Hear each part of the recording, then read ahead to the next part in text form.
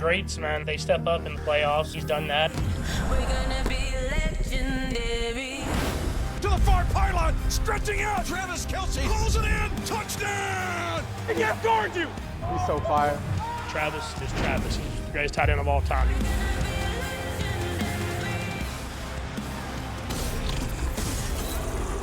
Old Chuck Kelce, the most productive pass catcher in postseason history. 165 career receptions in the playoffs, 14 more than Jerry Rice. He has a postseason career high 32 catches last season on the way to a second consecutive title. They're looking for an unprecedented third in a row. You're going to do that, you get a chance to sit down with our legend. That's Chris Berman.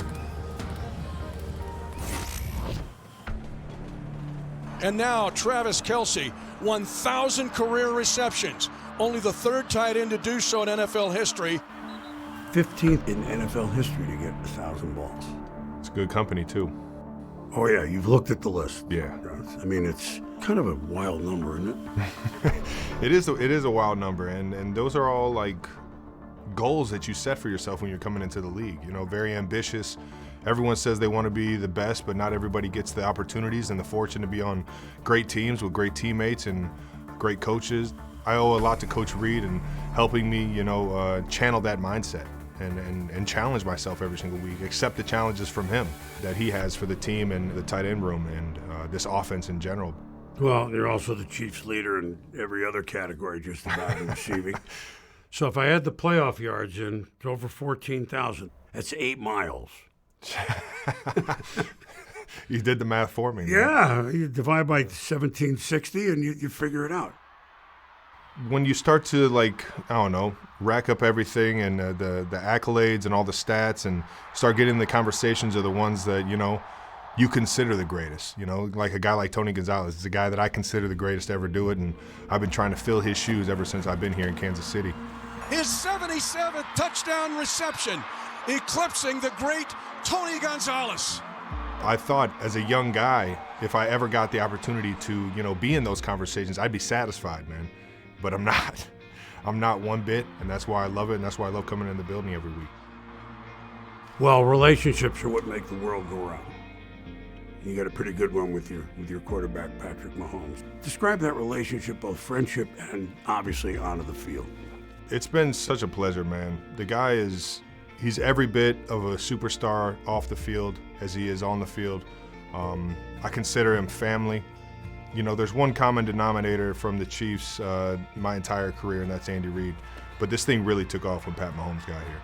And I know everybody knows that, but what I see in the building, his leadership, his ability to relate to everybody and motivate everybody and be accountable, it's unique, and it's like nothing else. We're getting what we want. We just got to calm down and play ball. Everybody just step up a little bit and make plays. That's all it is. Easy. Everybody. He's the greatest to ever do it, and you can't change my mind otherwise. And like I said, he's every great of a person off the field as he is on the field, man. Well, now here we are. We're in January. Mm-hmm.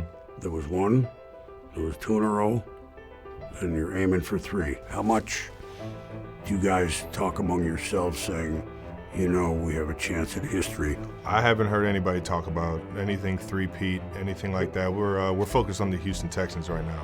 Anybody can get beat in the playoffs if you don't come in with the right mentality, the right mindset.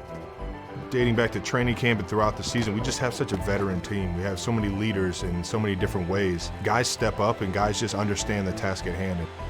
I love these challenges, and I know that I'm not going to get them outside of this game. They just don't come around outside of competing in the NFL. What are we going to see from the Chiefs, this year's Chiefs, that we haven't seen yet? I think this year's team's special in just how hard we fight. We have guys that understand how to win, and guys that just don't take no for an answer. I love coming to work every single day with these guys because of the mentality and how much fun we have doing it. But we got a determined group, and I think you're going to see everybody a little bit more locked in and focused. To me, the most telling line from that was when he said, I thought I'd be satisfied, Right. and I'm not. Right. And I feel like I've been lucky to do this for a long time and seen a lot of great athletes, and I don't think that you might think you reach a point where you go, I'm good, I've had enough, right? And all of you haven't yet, but you guys get to that point where you're like, all right, I'm good. For your brother, And you guys have had tons of success away from this. We all understand that. But what's your sense of his appetite to continue to do what he's doing for this team right out here? Yeah, I mean, if he isn't satisfied yet, I don't know that he's ever going to be satisfied. Maybe that's the answer. Yeah, he's such a competitive guy, and he's surrounded by like-minded individuals that are highly, highly competitive by nature. And the thing that I've really enjoyed watching, I mean, obviously, the receptions and all the stats and everything of his career culminating into some of the most absurd numbers we've ever seen is impressive.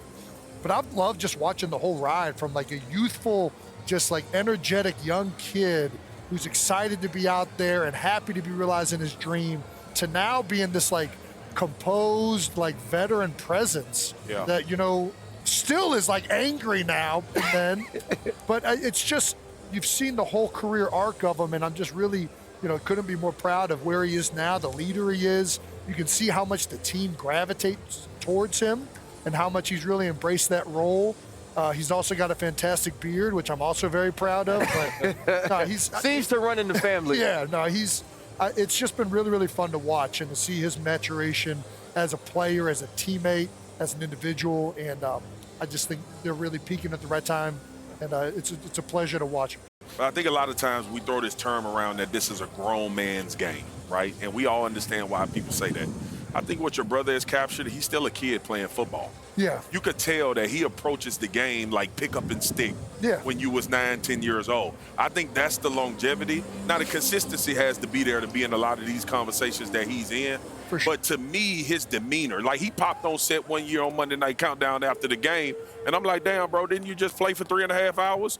But he just has this like kid-like approach to football, which I think as long as you can keep, you'll stay in this game and play at a high level. And we saw the smile. We saw your smile when he's pitching it to Pirine. I mean, like he's still playing like a kid in the backyard. Man. Just happens to be out here in Arrowhead. Little Charles. As they gotta have some cojones to pull that out in the middle of nowhere.